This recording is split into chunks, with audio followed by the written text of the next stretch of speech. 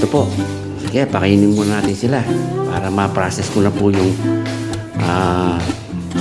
mga daon ng cauliflower. Okay po. Magtimpla muna tayo ng pagkain nila. Medyo umaga, umaambon-ambon, umuulan. Pero parang gusto bumagsak ang ulan, parang may bagyo na naman. O sige po, pakainin muna natin sila bago umulan para sila mabasa. O sige. Po, nakatimpla na. Fermented vegetables, darak palay, darak mais. Ibigay na po natin sa kanila habang hindi pa umuulan malakas.